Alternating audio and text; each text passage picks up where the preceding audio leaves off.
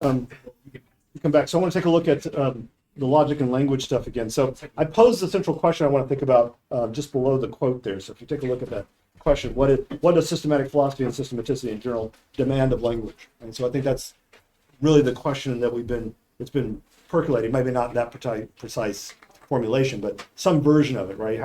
How can Hegel, what kind of assumptions is Hegel making about language in order for him to be able to do what he's doing?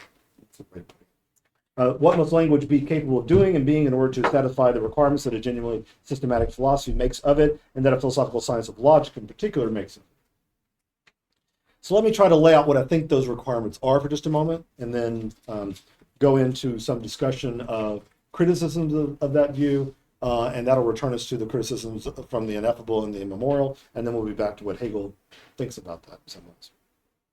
So I think that a genuinely systematic philosophy for Hegel is defined by its commitment to set aside or hold in abeyance any and all presuppositions, radical eminence, so nothing new in that, as well as its pledge to do nothing more than observe concepts unfolding their essential determinations, where these determinations are bound together by necessity, it's necessary progression, and where the result of this unfolding is the ground of all that precedes it, so retrogressive grounding. So there's what I think the project of systematic philosophy is. Systematic philosophy thus makes, we could say, two central demands of language. First demand is that its core terms, its categories, be purely a priori concepts. So that list that's at the top of that handout is, the list of things that have to be a priori concepts. Right? And the question is, can they be? They have to be purely a priori concepts rather than any kind of empirical generalization. So the categories that are used in the logic can't be intuitions, they can't be images, they can't be symbols, they can't be signs. Anyway, at least the thought is not bound essentially by any material modes of expression or usage. It's not bound by it. It doesn't mean that thought can't work through that. It does. But that's not what the logic is going to handle. That's the first one. Purely a priori concepts. The second is that the relations and the inferences, so the syntax and the logic, between those a priori concepts are links of necessity rather than relations of higher or lower probability. So they can't be contingent associations, they be necessary entailments. But, let's just start off with our common sense view of the matter. Language doesn't work that way. Language is not a priori concepts. Language is not necessary relations. Language is mired in the domain of the contingent, the empirical, and the singular. That's what language is all about. What could be more opposed to the unity of systematicity then than the diversity of linguistic forms and types? Does not the necessity of presenting itself in language threaten then the very project of systemization? Does it not open the imminence of such totality to the threat of infiltration, infestation, by the merely historical and by the dispersion of the wholly fragmentary? So there's just our common sense. We're going to go to critics who took up those points in just a second here, next thing I want to talk about. But at the most basic level, you can say, well, language doesn't look like it's up to the task. It doesn't have a priori concepts. It really doesn't. It has terms that have evolved over time by which we designate various things in the world. We make generalizations about things, and we can abstract things out. The whole notion of thing is an abstraction of entities in the world, right? So, these are all just abstractions, generalities, that are ultimately trackable back to their historical muck and mire from which they're derived. And the connections between them, which we want to say are logical inferences and entailments, that's not what they are. They're associations that have built up over time. Historically, this is related to that. So we say, the quality, quantity, they're related to one another, not that one entails the other. We say that in the logic, but that's not really the case, right? Language doesn't allow that kind of necessity. Now, Hegel was certainly aware of that kind of threat that language posed to systematic philosophy, speculative philosophy. This twofold challenge, the challenge both about the a priori concepts and about the relations and inferences of necessity. You don't have either one in language. And he was aware of those in their historical forms because that's exactly our version of those things, or exactly what the early German Romantics claimed about language. talk more about that. And what the historicism, thinking here of Hamann and Herder, though they disagreed about a ton of things, the role of history they did not disagree about. So it's a twofold challenge that I think is quite important to Hegel. So let's talk about the twofold challenge. If you look at the Romantics, thinking particularly here of Schlegel and Novalis, if you look at the early German Romantics, they would tell you language is fundamentally fragmentary. It's fragmentary. Why? Because it tries to express that which is inexpressible, the idea of totality. It's always striving to do that. That's what Novalis says constantly, right? That in and through language, we want to say everything. We want to say the whole. We want to say the totality. But language fails us because language is always about a part, not the whole. It's always about a fragment, not about the totality itself. But its fragmentariness is ultimately what we must embrace, he says. Schlegel, this is the Athenaeum Fragments project, right? That fragmentariness is part and parcel of what language just is. And it never can express the idea of totality itself. And therefore, we need to have, this is the paradox, a system of fragments, said Schlegel. Right? Because that's all you can have, a kind of concatenation of fragmentary moments without any necessity joining them all together. But that means language is always trying to gesture to something through its fragmentary nature. Fragments only make sense if they're fragments of something that's not included within them. So they're always gesturing to something beyond themselves. The idea of totality. Totality is beyond what can't be said in language. And so what's inexpressible, what's ineffable, is that which can't be said in language. All that can be said in language is fragments. So the fragmentariness of language, the flip side of that is really to say there's something that's beyond language, beyond linguistic expressibility, that's going to have to be grasped through some other kind of means. This is what Novalis called magical idealism. You had to grasp this in a way different than through reason itself. Well, if that sounds like Adorno and Levinas, there's reasons for that, right? That there's some alterity beyond linguistic expressibility. There's the problem of what we called initially in the class, the challenge to Hegel of the ineffable. So the Romantics give you the problem of fragmentation. Fragmentation is really expressing the problem of the ineffable, that which exists beyond linguistic expressibility. So language is broken.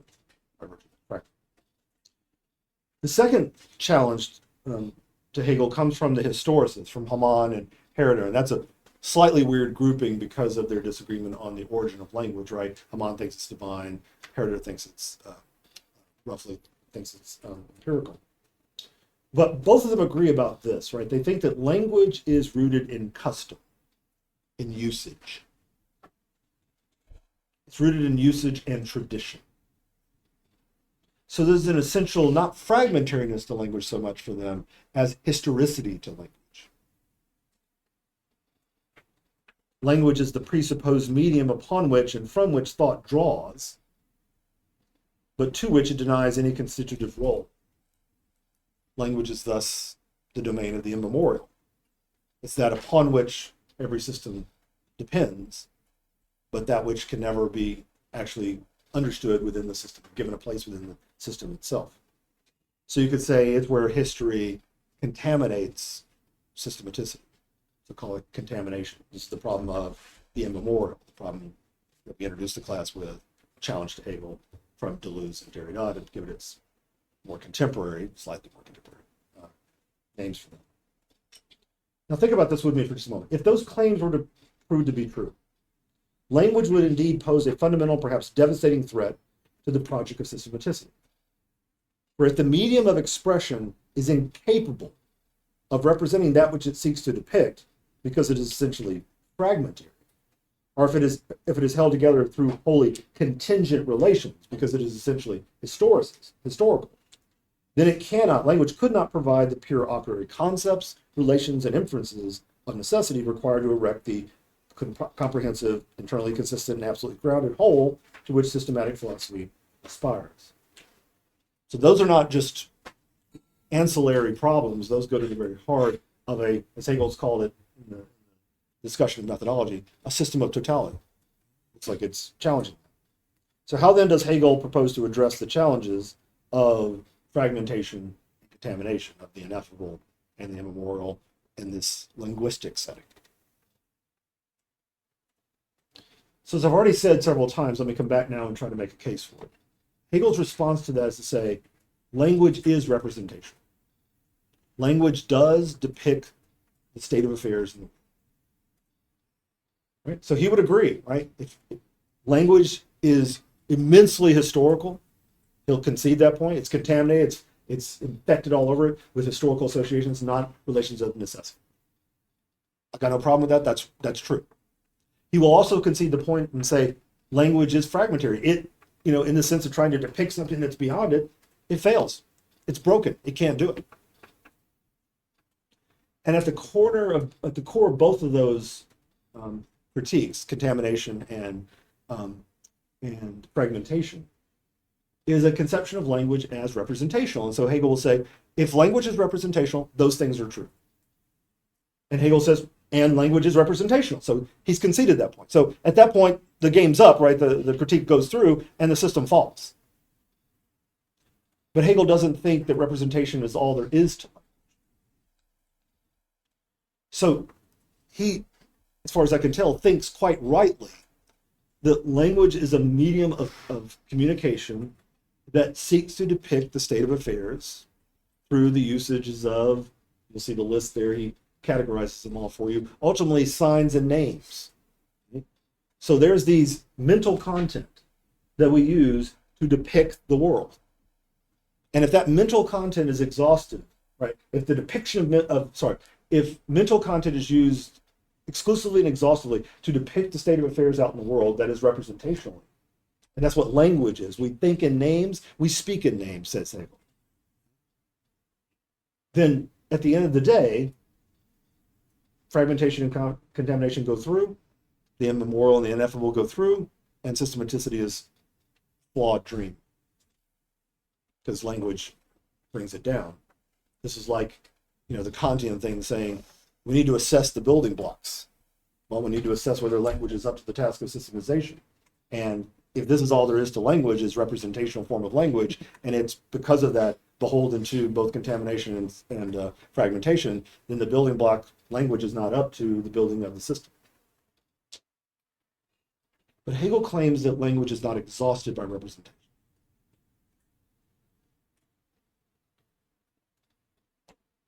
So let me just walk us through that claim, right? Because he makes this is an argument he makes not in the logic, but he makes it in the philosophy of subjective spirit, in his account there of what it is to think. And so let me try to walk us through that account there and show the strange but absolutely crucial role of memory. Because I think that's really where the break with representation takes place.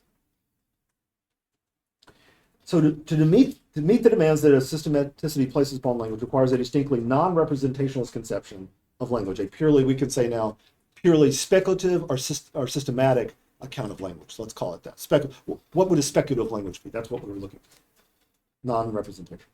Now, a representationalist conception of language means that the meaning, the semantics, and the relations of terms, the syntactics, in a language is determined ultimately, if not always immediately, by its seeking to depict states of affairs, whether those states are out in the world real or ideal in our heads, trying to depict those, and to do so in a way that remains faithful, or as we could say truthful, corresponds to those states of affairs themselves. So it really runs, representation is all about correspondence of the state of affairs to judgments or judgments of state of affairs. Hegel clearly, as I said, acknowledges that language is typically representational. We do employ words, phrases, and sentences to depict, represent states of affairs.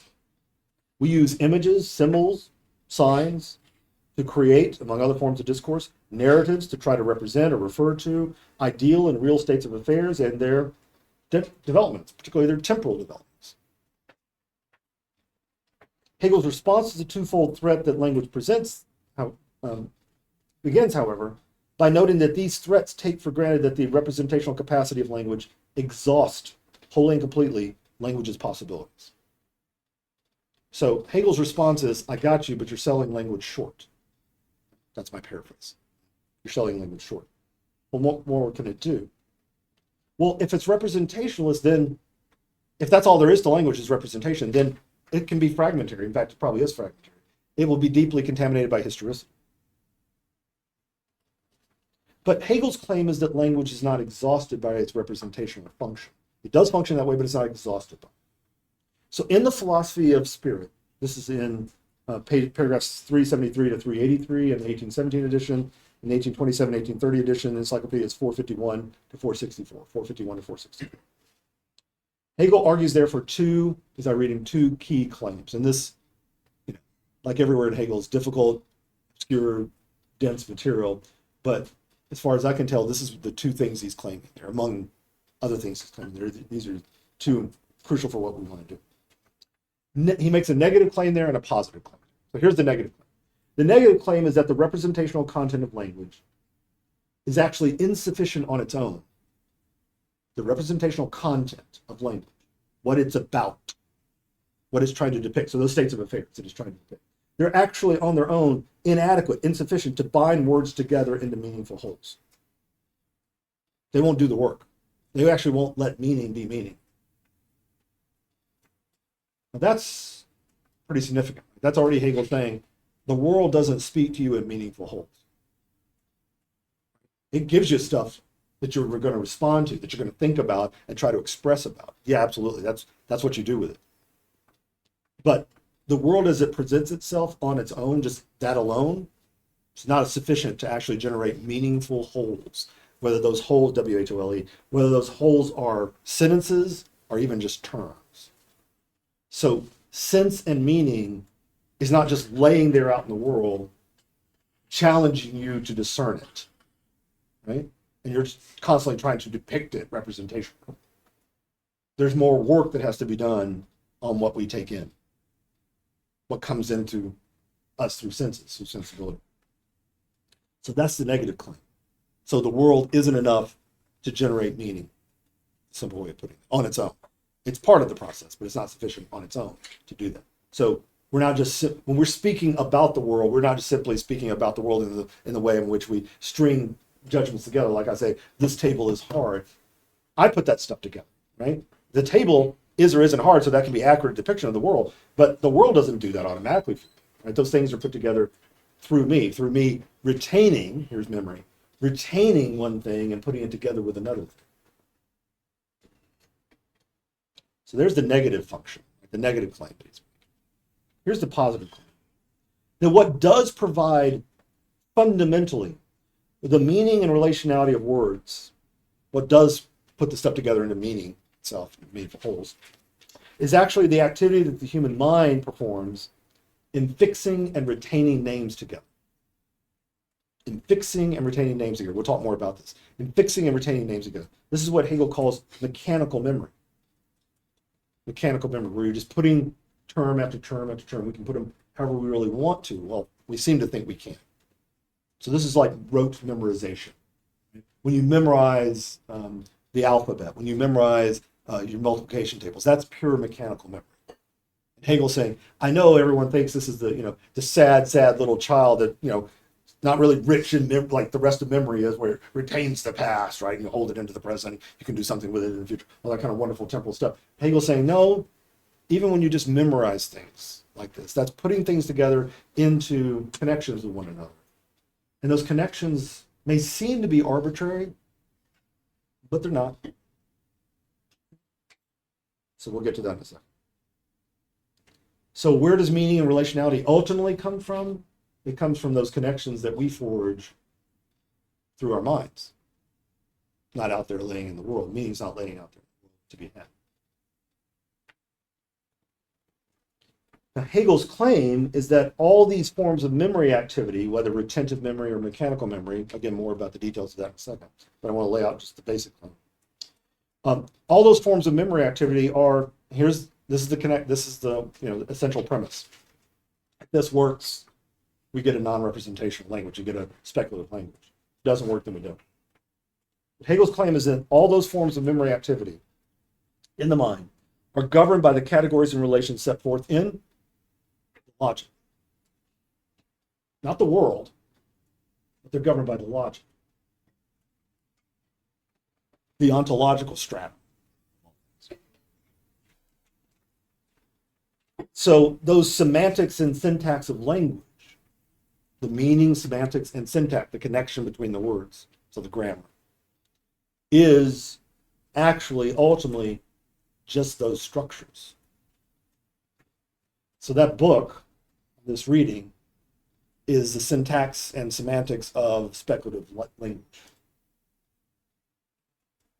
You don't read it off the world. It's not representational in that way.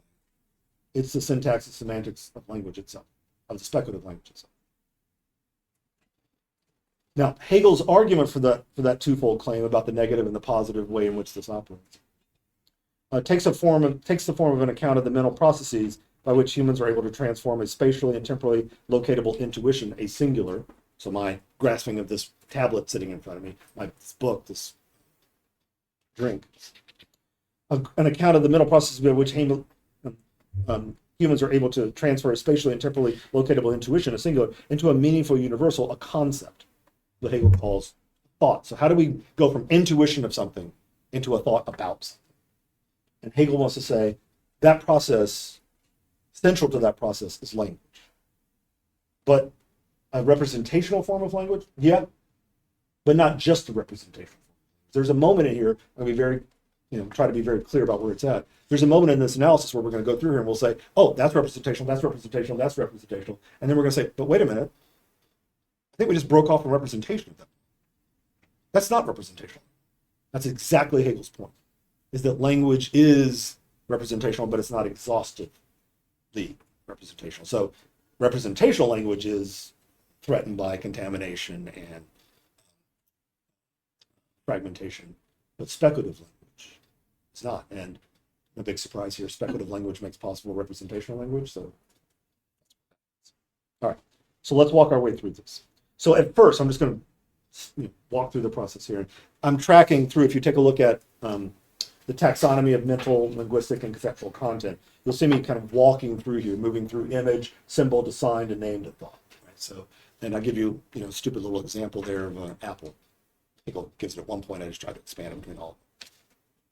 So at first, an intuition is transformed simply into an image. So that's what we first do with it. We make of it an image. That is a mental object that operates by way of resemblances to the empirical object from which it's derived to enable the mind to recognize and recall the thing that had been at one time and place empirically experienced. For example, a picture of an apple, an image of an apple that I just saw at the grocery store. So there's the image. I have it. I'm holding on to it. That's the way I remember it. Now that's representation, right? Because there's the image. It looks like, literally looks like the thing. So it reminds me of the thing because it refers to the thing. It depicts the thing. Now, if we compare and contrast an image with other images that are similar and dissimilar in various ways, Hegel says, then the image is raised out of the specificity of its origin in the empirical. So now we're generalizing, right? We're pulling an image and saying, well, this is like, this apple thing I have looks like other fruits, other varieties of apple.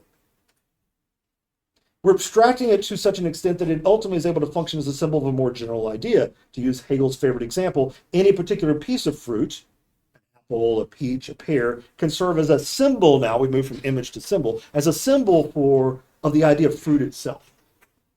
This, he says, is what imagination does. It takes something up, an image, looks at it and compares and contrasts it with other images, and now we've got a generalized depiction, a generalized mental content that says, oh, here's what fruit is. We're going to use this to symbolize fruit in general. We're still representation, right? We're still referential because even here we're deriving everything up from this empirical intuition we had, and we said, well, this apple looks like that actual apple that I saw the other day. Now apples become broadened out, but it still looks like all those things. So it looks like all these other things that are called, fruit. So it's still representation. Even though we've generalized it, it's still representation. Now, Hegel then says that what the mind is able to do is to take a symbol and transform it into a sign.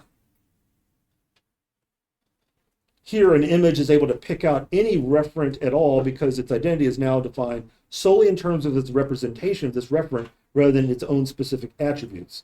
So when you have it as a sign, take a look here at my example, you have the sign, you can say, well, look, this is not just about this particular apple, not just apple in general, but you can, or fruit in general, you can use it to depict a lot of different things.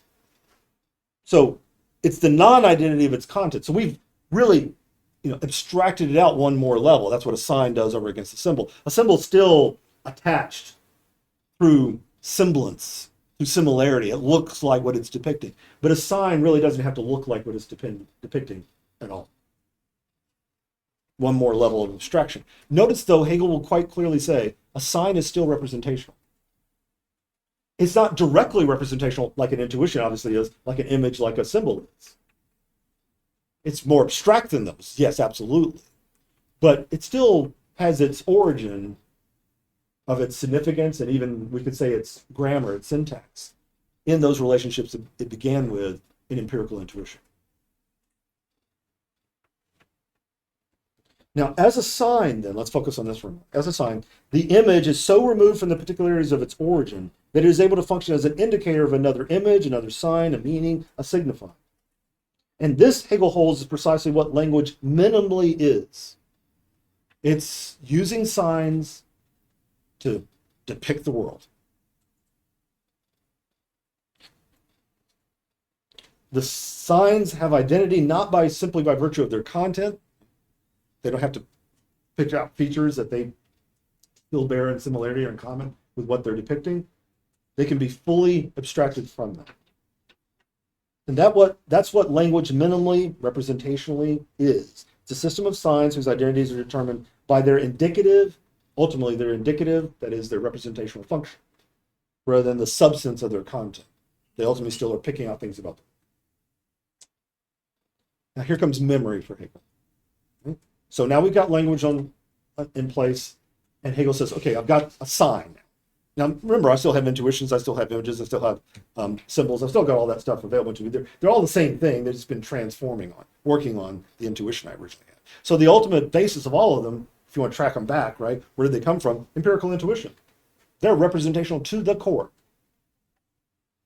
Hegel says, memory arises at this point because neither the spoken nor the written sign, this is something that Derrida famously reads in The Pit and the Pyramid, right? It goes precisely to this point, makes much of this, right? This claim about neither the spoken nor the written sign, Hegel says, is capable of persisting beyond its initial utterance or beyond the time of the community that is able to decipher its distinctive marking. So writing and speech don't persist, so you have to remember. You need memory. But at that point, they're no longer signs. Once they enter memory, they're not really signs anymore. Because writing them down or uttering them aren't enough to retain them. They're now names, he says. Names. Now, let's know where we are and where we're not. Right? Hegel famously says we think in names. Everybody who reads Hegel and this stuff always goes to that line because it's kind of okay. We don't think in symbols. We don't think in signs. We think in names. What's that? Well, names are still ultimately attached to empirical intuition. That's where they came from. So if we want to use, my example here is to use apple, right? This image we've got that we transformed into a sign, into a symbol, into a sign. We can transform it into a name like Apple and be the designator for a corporation. A lot of us have Apple computers, Apple phones. There's that. Hegel didn't have that example, but it works.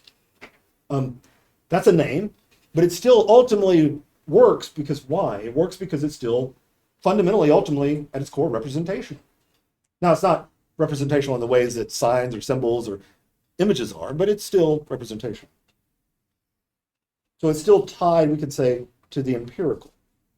Their meanings, the meanings of these names and their relations are inherently transient and wholly contingent. Now, in the most elementary form of memory, what Hegel calls retentive memory, the retaining of images, but really the retaining of names now. That's what we do, we retain names. The mind performs the same comparative and contrastive operations upon the intuition as sign, that is, it does this to the name, as it had upon the intuition as image. In doing so, both the sign itself and its signifying relationship are taken up in their essential relationality, and the empirical nature of the sign, the contingent connection of it with its meaning, is negated. Now, hear what I just said, because this is the critical moment. Hegel wants to say once a name is operated on in retentive memory, then we disabuse it of, we negate its referential content. Hegel says we think in names. To have the name is to have the thing. His favorite example of this is, you don't need to think lion and think about something called lion out there. You got it right there in the term lion. Right? That's a name. And it's the thing itself. Well, that means that it's now not representational anymore. It's not something depicted outside and beyond it. It's it itself. If you want to put it in those terms, its meaning and its grammar, its context, its relationality, its syntax is all built up of itself now.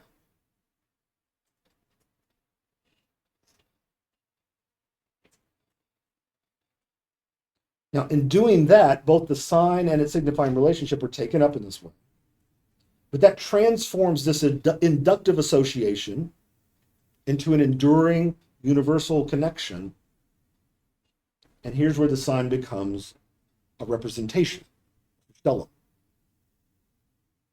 So when you transform a name into a representation, you've moved it from its connectedness to the world to being able to be used as something that can depict the world, but is not simply and directly dependent on the world for its significance. This is the paradox of representation, right, for Hegel. Representations are able to be doing the work of representation because they are not beholden to the world for their content. That's how they can express the world. They're initially derived from the world. That's where you get signs and transform those into names. But once they get work in retentive memory, once we're holding on to them, then that connection to referentiality is severed. It's what gets negated in retentive memory. And now we hold on to it. So he says in reproductive memory, so retentive memory is the lowest form of memory, reproductive memory is next. In reproductive memory, to have the name is to have the thing, the matter itself. He says lion is an imageless imageless, simple representation that solely by virtue of its union of sound and meaning enables one to dispense with the intuition of such an animal as well as its image. You do not need representation anymore. You don't need the reference. We're talking about a representation that it's not determined by referentiality, representation. So the name suffices, and as a result, representation suffices. By employing representations alone, we are able to understand and think without having to have recourse to empirical intuition or even to recollection. He says famously, this is 1827, 1830 edition of the Philosophical Sciences Encyclopedia. This is in paragraph 462 in the remark there. He says, it is in names that we think. Now, that's important for us, that claim, it's in names that we think, because this book is an account of thought. Right? Remember, it's about thought and being, but it's about thought. So this is a book of names that are representations. So all that list at the top of this handout I gave you is a set of names, technically for Hegel, a set of names that are representations in the technical sense we've just talked about. That means they're not determined by their representational content. They're not determined by their referential content. So quality doesn't mean what it means by trying to depict quality out there in the world. Quality doesn't mean what it means by virtue of trying to capture the quantitative nature of the world. All those associations, which we've continually had to battle against. We've been trying to take them from being signs that were more symbolic. Oh, they refer to their history. This is what it means in Descartes. This is what it means in Aristotle. That's us trying to, deal with their history. And Hegel keeps wanting to say, I know all that history. I got all that. I got all that representational stuff. But these terms I'm using here are names that are not bound or determined fully and completely by those historical associations. So that's why he's constantly saying, let the terms define themselves. Don't take the historical meanings for their determinations. Because that would be a representationalist view of the use of language here, and I'm not doing that. Then what are you doing? if retentive memory raises a sign in its relation to that which it signifies, the sign and it signify, to the level of essentiality, if we move it above the representation. And if reproductive memory has the matter or thing when it has the name, but they lack an inherent way of relating themselves to one another, right? Because now we've stripped them of that. That's what they had by virtue of the world, but now the worldly associations don't do the work anymore. So what do you got in reproductive memory? Well, it's full of all these names. Hegel says at one point, it's full of idealities, names, without any reference points. So you don't know how to organize them. You don't know how to put them together. There's nothing to string them all together. There's no syntax or grammar within them, except for you can string them together through mechanical memory. You can put them together in rote fashion however you want. Well, it's not really that willy-nilly, because it's not that arbitrary, because there are rules that you must follow. What are those rules? Glad you asked those. The ones in that book. The quality relates to quantity, relates to measure, relates to essence, relates to so forth and so on. That's the rules that have to be followed. Well, that's the rules of mechanical memory. So Hegel says, in mechanical memory, where we simply fix names into series and hold them there in these stable complexes, wholly created by the mind itself, not beholden to anything out in the world, it's not representational at all. We just fix terms to terms after term after term. It's devoid of any representationalist meaning. You can say at that point that this is senseless memorization. Right?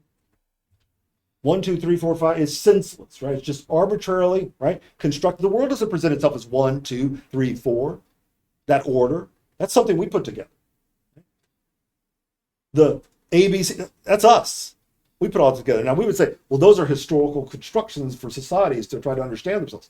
Okay, fine. It does still have representationalist contamination in it. But is that all it is? No, it's following orders that are established for discrete and continuum. It's following orders about form and content, inner and outer, all of which are the rules set forth in the logic. Now, the capacity of the mind to do this, to establish a series of terms without concern for what they are to depict, that's what mechanical memory is, just stringing terms together without worrying what they say or don't say about the world, because it's irrelevant, shows, Hegel argues, that the ultimate referent, the ultimate meaning of names resides neither in the mere interiority of their ideality within us, nor in the exteriority of their representational content, but in the simple movement of joining, ordering, and retaining. Mechanical memory is the joining, ordering, and retaining. The mind thus proves to be the ultimate being of both the ideality of names and the reality of meaning. However, it does so not as a mere repository of signs, but as the activity, the movement of synthesis itself. It joins things together. Mechanical memorization thus does not abolish representation. Rather, it reveals that which makes linguistic representation possible, that what that is nothing less than what Hegel called the movement of the concept. Because that's what the rule is by which you string the terms together. Language expresses then not only specific representational content, yeah, it's representational, but also, and more deeply, the generative movement of manifestation itself. So language is not exhausted by its representationalism. That stratum of it is incredibly important. It's how I'm communicating with you right now. But one of the ways in which I'm communicating with you right now. But it also allows itself this ability to have meaning and have syntax without that being determined by the world. It's determined by the synthetic operation of the joining and putting together that's performed by the memorization, rote memorization, and the rule that governs rote memorization is the rules of ontological structures themselves. Language on this account is neither essentially representational, and because it's not essentially representational, it's neither essentially contaminated nor inherently fragmentary. It can be those things, but it's not essentially those things. It can be those things. It can be fragments. It can aspire to say something that's beyond its sayability. It can be contaminated with historical associations, but that doesn't exhaust what language is capable of doing. This is Hegel saying to both the early German romantics and the historicists, don't give up on language that quick. Don't sell language that short. Language can do more than what you're saying it can do. So when he says in that passage, right, when we interiorize it, when we make it our own, that the categories are still there within it. This is what he's talking about, right? When we make it our own means when we make it to the stage where it's not beholden to the world anymore, when it's become so interiorized that it's a representation that's not dictated by the outside world. But now it's just an ideality. How do you connect them together? Mechanical memorization, which operates in accordance with just simply synthesizing things, looks to be arbitrary, but actually is not. So the representational structure of language can and does fail, and its contents certainly reflect the historical and cultural context within which it arises. Yet the fundamental senses and grammar that makes language itself possible is not itself a mire of contingent associations. It's not a mire of contingent associations. But the relations of this movement, that is the movement of the concept itself. The categorical structure being the matter that we are studying at its most fundamental level in the science of logic, lies latent, contained, stored, in the medium whereby we communicate with one another, contained and stored in language. Because language is both representational, but there's a stratum of it, even the most fundamental stratum of it, it's not representational. The system of philosophical sciences, and the science of logic in particular, thus can rightly be said to lay bare the eminent structures and meanings of language as such. The logic of the concept is thus, this is the way Hippolyte famously put it at one point, the logic of the concept is the logic of sense. That's where Deleuze got that title, by the way. Right? Hippolyte's first part of the logic of existence is called the logic of sense. But this is what Hippolyte meant by it, and I think arguably much closer to what Hegel's doing, right? Now, that's about the best I can do with the language question. We could spend a whole quarter, 20 weeks just on those passages I went through very quickly. The core idea is that Hegel is making the case, he thinks, for a non-representational form of language. The breaking point is around memory and where we take signs and transform them into names and names into representations, and that cuts them free from their representationalist moorings and allows them to be free and freely created in terms of their meaning, in terms of their syntax on their own. That's what rote memorization, mechanical memorization can do. It's the fixing and joining of terms to one another, names to one another. But that has a rule that governs it too. And that's the logical structures themselves. So the logic is already this is my term for this. It's not in Hegel, and it's kind of anathema to go this way with it. But this is the book, reading the science of logic, in addition to an ontology, it's also a generative grammar.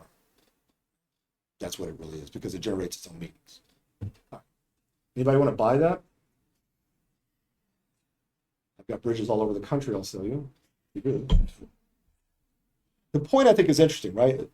The point about the representationality of language, and is that fully exhaustive?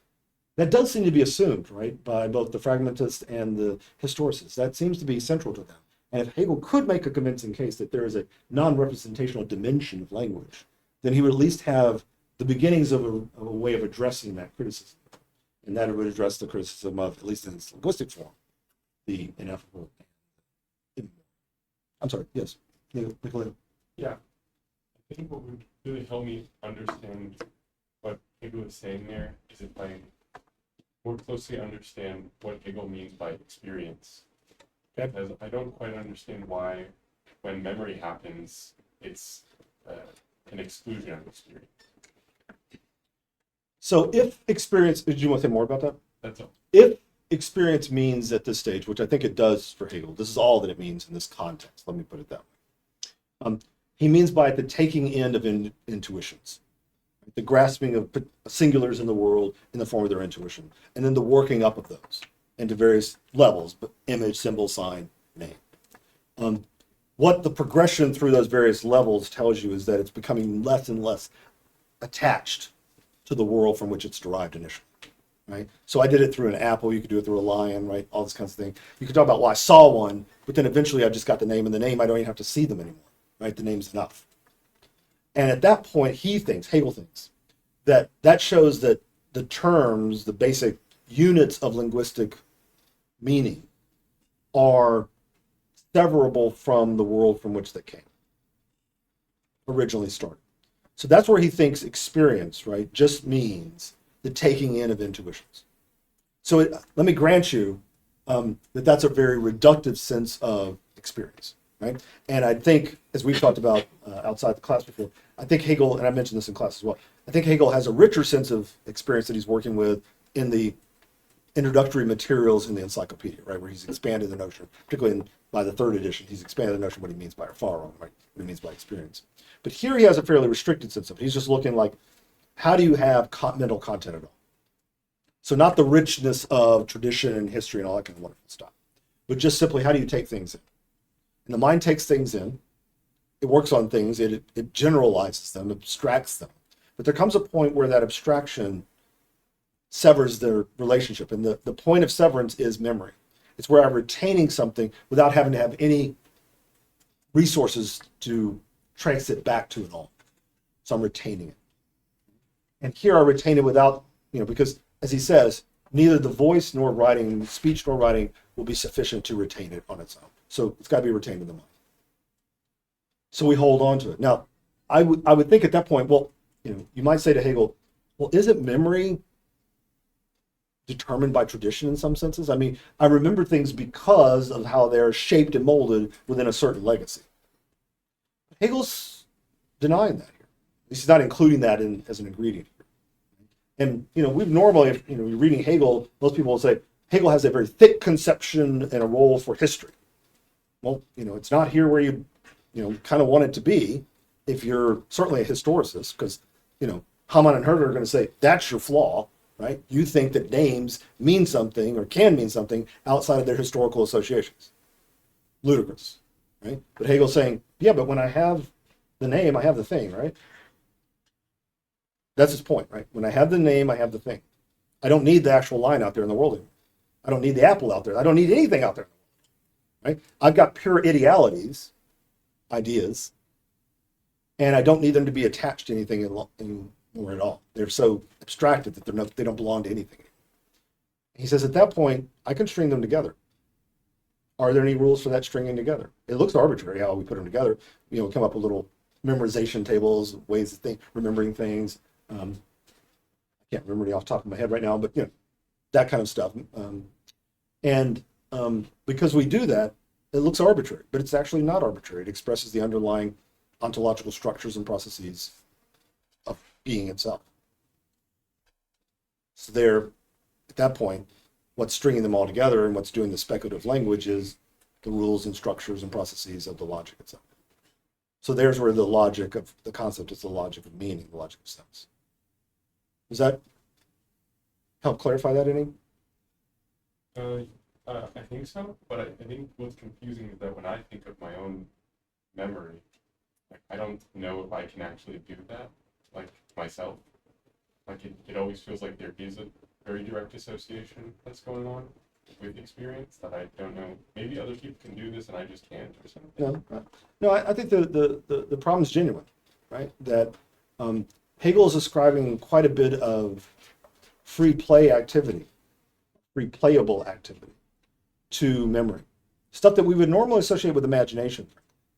Right? So let's just be clear about this. Hegel's saying Hegel reads imagination much more like Kant reads imagination, right? In the first critique, where it's a mysterious thing that just sounds so mysterious to Hegel, but it crafts intuitions into something that intuitions are not themselves, right? It generalizes them.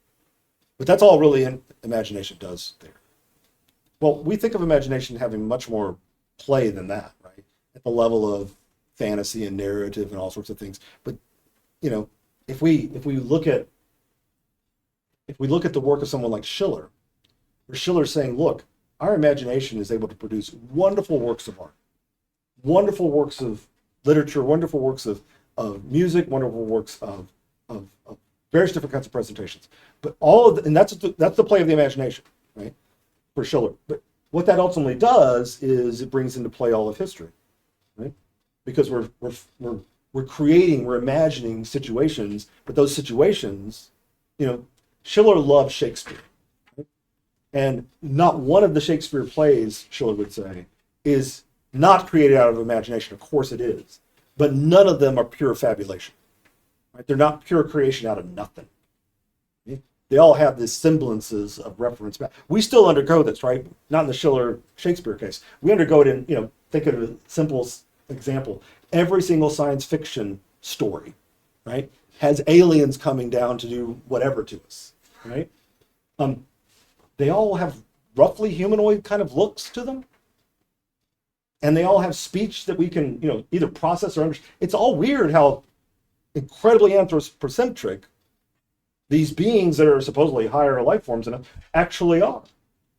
They look like us, distorted versions of us, but they look like us. They talk like us, to some degree, right? We're able to understand them eventually. What does that mean? It means that our experience is being shaped by our tradition, what we know of this anthropocentric view. And Hegel seems to be saying, well, that's severable, right? You can break that. So that's not an easy thing that's broken. That's certainly the case, right? So I think it's not just you, is what I'm saying. You're in the same league with Shakespeare and the best science fiction writers, because we all, when we use those kinds of terms through our imaginations, even at the best of moments, they're still tied back to empirical references. So I do think it's a real question about whether that moment of break with representation is really possible. Chris? Yeah, so the one thing that's kind of troubling me, it's like I understand the progression from image to symbol to sign to name, but what I'm not really getting is this switch from name to thought or representation, because okay, saying that we can have these like pure idealities, the word is a thing in a certain sense. I think that makes sense, especially like phenomenologically. Like I get that. But then to say, it seems very ad hoc to say, and like the way that we happen to order these names, these non-representational concepts, the way that we've done it in this book is the only way that you can do it, even though it seems arbitrary. Like you have to believe me that this is the only way that it can be done, because like mechanical memory operates according to the laws or the logic concept. Yeah. So where is Hegel getting that last part? So that last part is, so this is where it gets circular, maybe in a vicious sense, right? So there's circular in the Hegelian circle sense, but this is, I think you're putting your finger right on this, where it can be, and maybe it is, ultimately viciously circular. Because what Hegel wants to say at that point is, look, I've already shown, the logic has established that the movement of the concept is everything. That's what it's already shown, right? So if we've got this process going on in mechanical memory, whereby we apparently arbitrarily join terms, names to one another, they're pure idealities, as you said, and we can put them together syntactically and with meaning however we seemingly want to. We actually can't do that. We operate within the confines of the movement of the concept. So if that's the case, then the ultimate way, the ultimate determining grammar of any putting together of terms with one another, and therefore their syntax and their semantics, is going to be the logic itself. But then we turn around and say, so this is where it could get viciously circular. So that's the argument, right? To put it in kind of linear terms, that's to say, okay, we come to that point, and then we realize, wait a minute, it's not arbitrary. It's got to be in accordance with the ontology that underpins everything that is, right? Which we've already established. But here's where things I think could turn viciously circular, because then Hegel wants to turn around and say, and that's how we are able to talk about this and do the logic itself. So it's like the logic establishes its own premise by which it's proved to be possible to do the logic. Does that make sense? And that's what I think you're putting your finger on, right? Is this, it looks like Hegel's saying, we can do an ontological project like I'm doing in the science of logic. Language bears that kind of possibility, because language is this thing which is not completely determined by representationality. So it can be freed from the encumbrances of its determinations by the empirical world that surrounds us. But it's still bound by certain kinds of structures. And what are those structures? The very logic that it's supposed to be the language that we've established those structures in. That seems to me is a dangerous, vicious circularity. So I agree that I'm genuinely unsettled by that problem.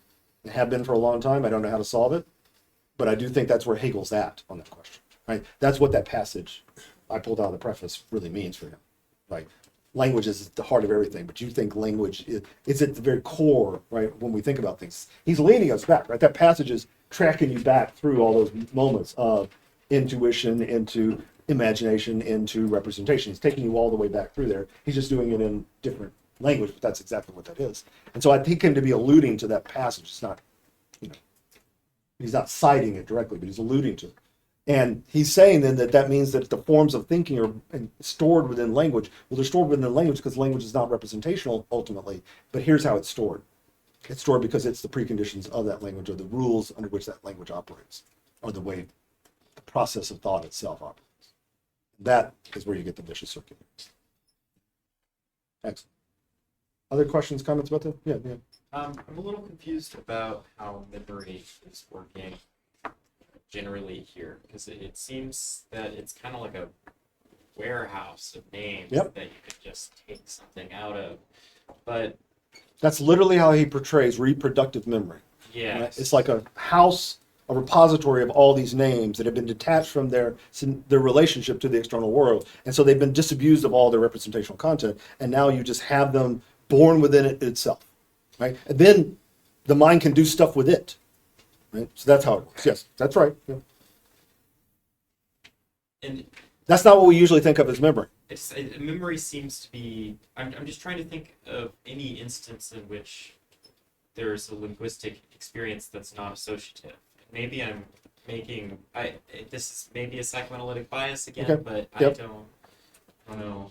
The terms are always associated with other terms for us. Yeah. Yes, or thinking in trauma studies and Yeah. how Things get bound memory at together. all, how we have any memories at all. Hegel's claim is that experience can bind things together. Absolutely the case. Right? And you can cite instance after instance after instance in which this term has been bound together with this term. They've been forged together through particular kinds of experiences. Trauma is one example of which you could use others as well. Elation, all these kinds of things, right? Whenever you hear the term, you think of that whole litany of concatenation of experience that goes along with that. Hegel wants to say, yep, it does exactly that. I have no problem with that. That's what retentive memory does.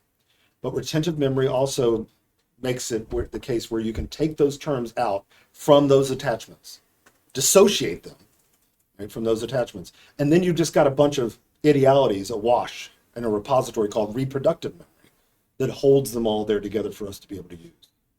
Now, you will say, but I don't know of any linguistic experience like that. And Hegel will say, but that doesn't disprove the possibility that you can do this, right? Because it's not an empirical demonstration. Okay, I suppose then it seems that reproductive memory it's kind of operating through retentive memory, or through, like it's not associative because of an associative working that's happening. Retentive memory breaks the associations, or at least enables the associations to be broken. Because at that moment, that's where representation gets undone, right? It's in retentive memory. We hold on to it without the world, right, being its reference anymore, directly or indirectly. Because we retain them in that way, we may have these associations still born within, right? So that's where you're talking about the psychoanalytic dimension of this, is that we retain them and they still have their associations born with them. But they're not necessary to have them. And so he's claiming that you can extract them from that. That's what retentive memory also does. But then it delivers over to reproductive memory, if we're going to think about it sequentially. It delivers over to reproductive memory these idealities that don't have these references anymore. But then they don't have the associations, because they don't have the reference points anymore in the world. They're just a bunch of terms looking for an order to be in. And the order that they were put in, all these terms, is the logical structures, because that's what mechanical memory does. One of the implications of that, another question, but one of the implications of this, it's always sort of strange, is to say the Science of Logic is a book written out of mechanical memory.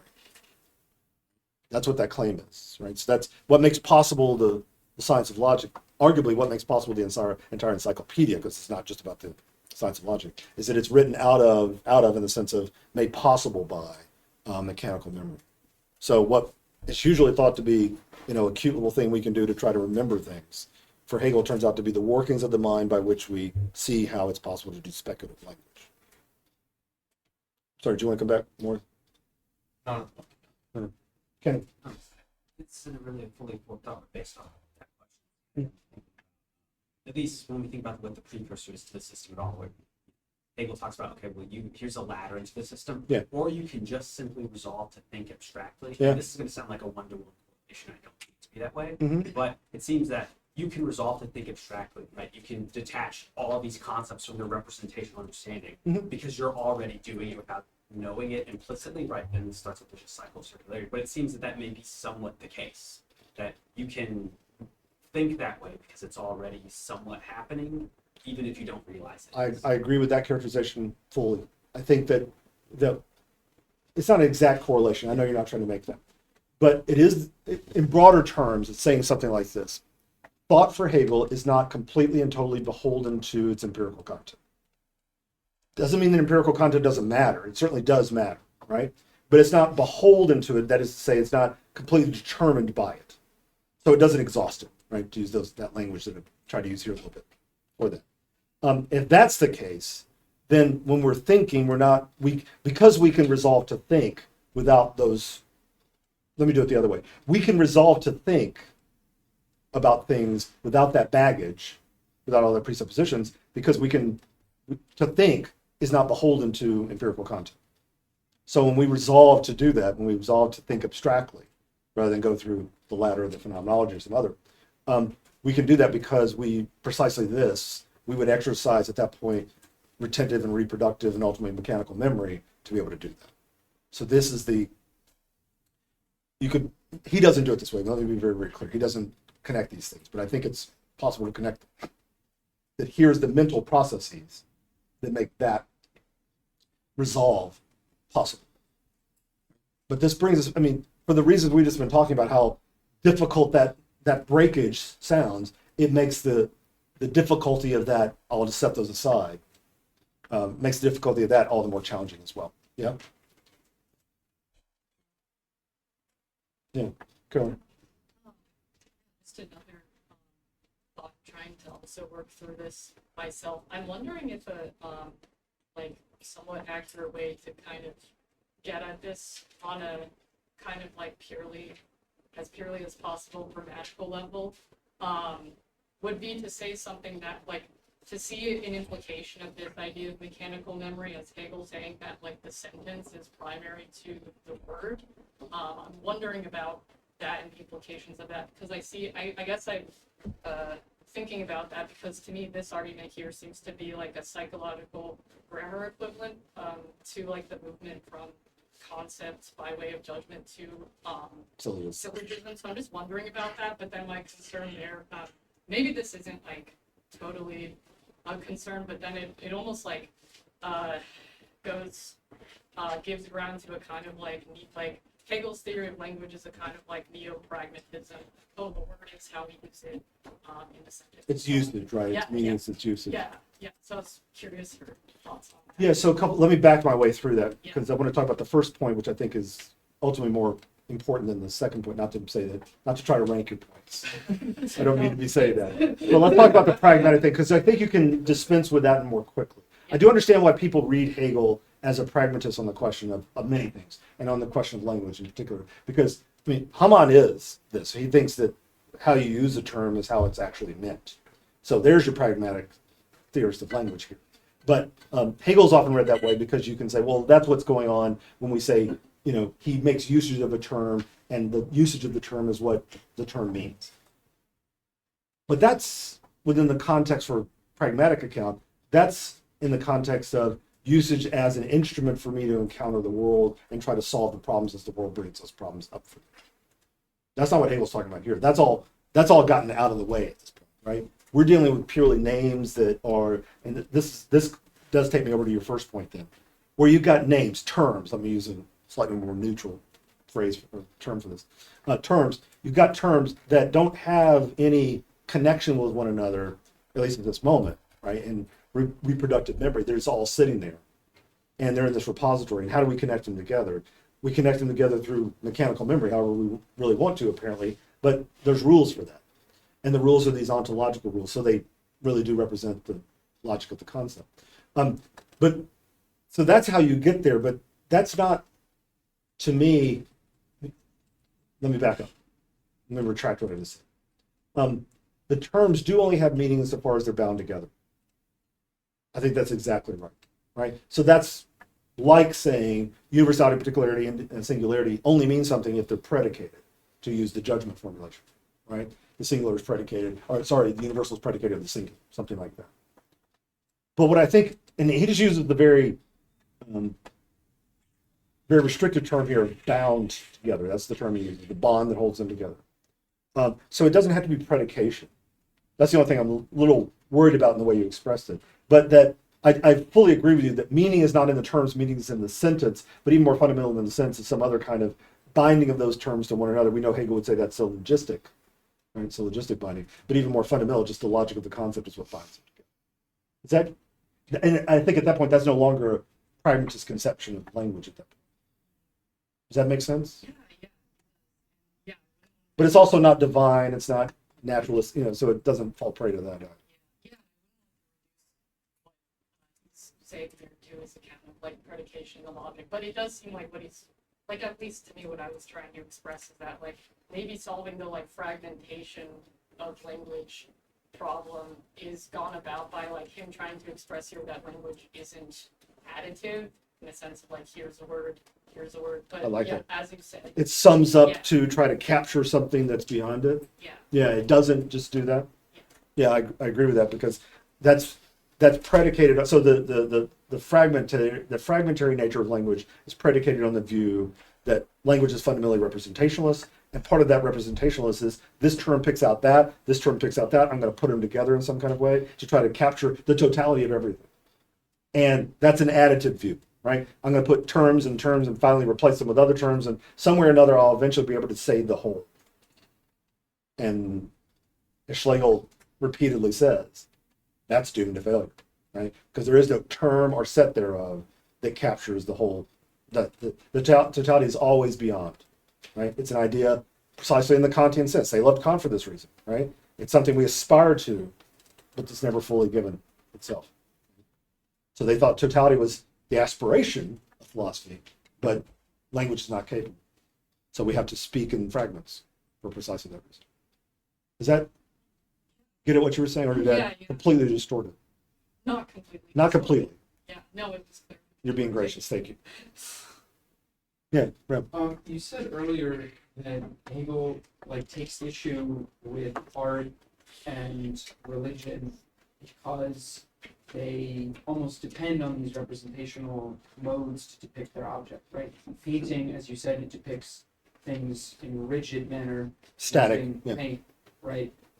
Religion depends on narrative as a medium. And so I can sort of make sense of philosophy needing a non-representational medium and use it like this. So that makes sense to me as to why philosophy can do these things that these other modes can't. And it's almost its medium allows it to do so. Yep. Why isn't this medium, though, just as rigid? Even if it doesn't have an object necessarily that it's depicting, it seems as though if I have something stored in my memory, this language of stored, bound, Yeah. it's all very Fixed. Yeah. Right. And I can understand as well that you could use sort of the logic of the concept that is a lot more fluid Right. to chain those things together, but it still doesn't. The names themselves seem so fixed to me. So why? It's clunky. Yeah. Why is that? I understand it doesn't have an object, but how is that any better than almost non-representational painting or narrative? Yeah. So I don't know if I'm going to be able to answer that last bit because how is it better than? I don't know.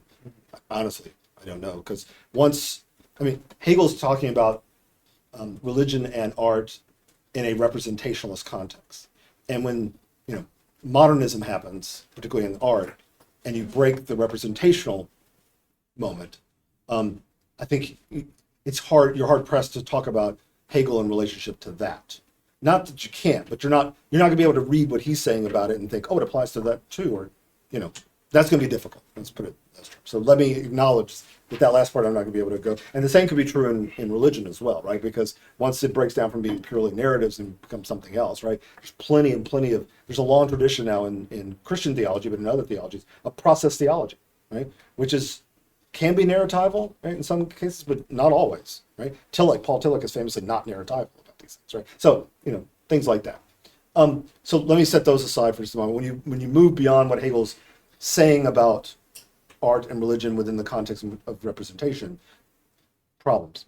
But let's talk about, I agree with you, when he says that reproductive memory leaves you all these idealities, and what mechanical memory does is it bonds them together.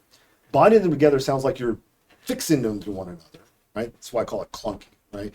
And it's got this rigid moment and this rigid moment, and those things are bound together. I think what Hegel, that's the way he expresses himself. So I don't want to back off from that's how he expresses himself. So I think it falls prey to the criticism you're making of it, right? How is that any different than representation? If we're saying what representation fails to do is to capture the process, the flow of the concept because it's too rigid, why isn't this language of mechanical memorization itself just as, in its own way, rigid, which is how I take your criticism to be. I think that criticism goes through. I think that's fine. I'm on board with that. But what Hegel, should want to say there, right, given what he said earlier, is that mechanical memory looks to be static and fixed and rigid, but really is about the flow of those terms into one another, right? That what's really going on in mechanical memory is the playing of one term into another, really the unfolding of one term into another.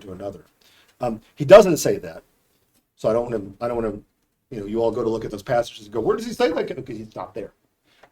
But it seemed that would be more consonant with what he's doing in the actual claims about the concept, and it's the movement of freedom, the movement of the concept that is that. I agree with that completely. I don't see Hegel himself saying that, but you could extrapolate from what he does do that's how to think that bond, right? Is to think it as a processional active thing, but you're working against the natural associations, right, of that term. Did you want to come back to that at all? We're at 6:13, so anybody got anything else to say? Now's the time to say it. Yep. So, you use the word grammatical, like breakthrough. Did Yeah. you say that? Yeah. So I was wondering if from logic to nature, there is like the transition point as a more significant grammatical breakthrough. Like, does that say anything more about names and all that leads us to nature? Like, is that also about how we use the medium of language, or is it about like, it's my way of saying it, but like, does that like does the within one part, like the first part and within the second part, there are these breakthroughs, but then there's this transition point. So how would that work? So let me pose something back to you and see if I'm getting where you're going, what you're saying. So would you want to say then that in the philosophy of nature, there's a different grammar or a different syntax, a different semantics at work than there is in the logic? Because of the breakthroughs, that's what I'm trying to. I was thinking it's not just like you switch into another one fully, but we see like, we say like the truth of this is this. It's more like it seems to me that if we're working with names and stuff, I've always noticed this between the logic and the nature is that he names things differently. Yeah. I think there is something about names here that I feel like he maybe finds something there that he's now writing differently. I think. Yeah. And so I was wondering if like that's like a possible thing here. No, I think Hegel's practice and his theorization of that practice don't always exactly match up. I'm willing to grant that. But I think we shortchange him if we think the theorization of his account of language doesn't incorporate what you're talking about. I think we do have to say that there's some breakthroughs in the grammatical stages that we go through here. There really are fundamental shifts between transitions between the ontological discourse. I'm going to use it broadly. The ontological discourse of the science of logic versus the Naturphilosophy discourse of that. So I don't know much else to say about that than that. Possible. It's certainly possible, Yeah. and it certainly seems to be conceptually entailed by Yeah. what he's saying. Yeah. I agree with that. Mohab, I want to get you in here. Please. Well, it's a very basic question, and Sure. maybe I'm asking for something that is too or something. But I feel like we've been kind of circling around this, but we're not. So I just want to go back to the question of what makes this metaphysics different than what makes this post-Hegel? As few words as possible. Yeah. Okay. I'll try to meet that last challenge. Yeah. Last person, yeah. Here's my cheap shot at it. Okay. This one's warranted.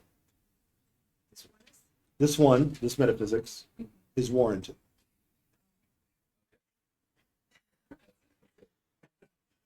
What I mean by that, right now, if you want them, Slightly more words. okay, slightly more. I get 5 more words.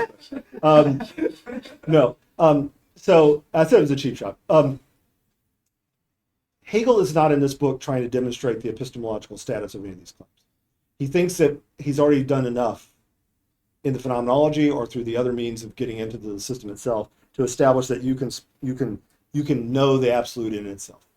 So the epistemological status is not at issue in this book. It's not a book of epistemology. It's a book of fully of ontology. And so if you just read it and say, well, how is it different than Wolff? How is it different than Spinoza? How is it different? Well, if that's the only criterion, it's just what it says here, nothing. Right?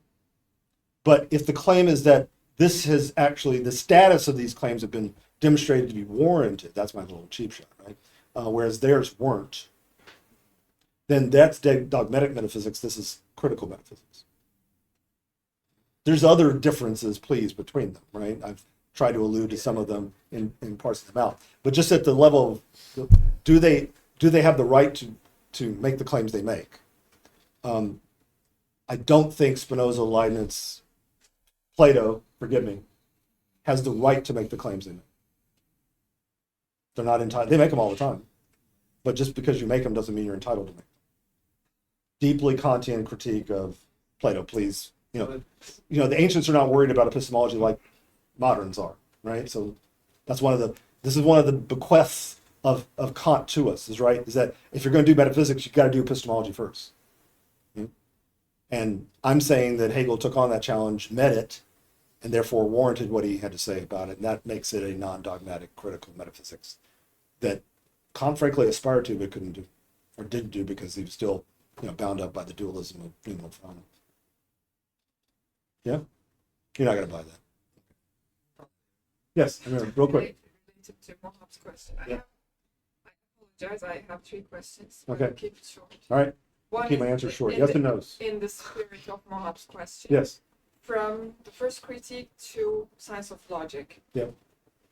So does science of logic answer and translate the question of how are synthetic a priori judgments possible to 3 questions? Are they possible?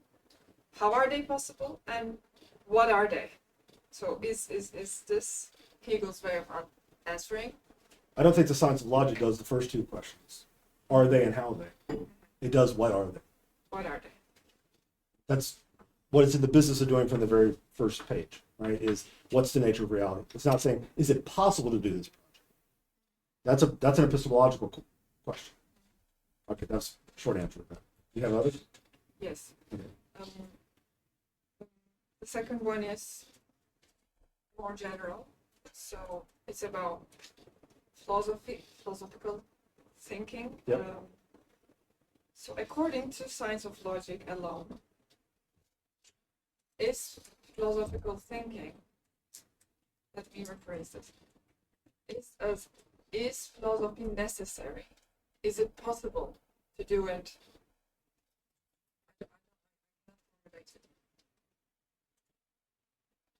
You okay? Is it necessary?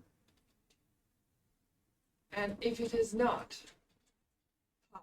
So necessary for what? For thinking Yeah, in general. absolutely Is every thinking Yeah. leading to philosophical thinking? This is the one of the frustrating things about philosophy in general, but certainly about someone like Hegel, who's a massive rationalist. If you haven't got that point, he's a massive rationalist. Is that his claim is that to think at all is ultimately predicated on what it means to think about things as they are in themselves. That's this. So this means that everyone thinking means a thinking person. Yep. everyone is necessarily leading to Mhm. that path. Yeah. So why? So this is the way, sorry, just to build on that. So this is the way in which you can think of logic as the rules for thinking. Hegel, disparages that comment because he says, well, that's just formalistic rules, it's the rules, it's not really the content of thought itself, right? So he disparages it. But I think you can reinvest that phrase with some meaning by saying, these are the rules by which thought is really possible and what it ultimately really is. This is what that is. And he may have done it well or not. Adjudicate that. But that's what's going on. Okay, real quick. Does he think that non-philosophers are the strugglers in the path of thinking philosophically, or how does he explain non-philosophy, non-philosophers? Is their process does he think that they are getting there, or are they going to fail? Because they fail. So I have a very elitist, dismissive, Hegelian answer for that question, is that they're all striving for wisdom. It'd be important to get there. They never have. That's philosophia. We love wisdom, but we're not there yet. Hegel says repeatedly, we need to get to wisdom itself. That's this. Absolute knowing is wisdom itself. So they're aspiring, but insofar as they aspire with baggage, they'll never make it. The only business of philosophy. He doesn't mean that my only business. He means the only business of philosophy is to know to know the idea in all these various modes. The only business.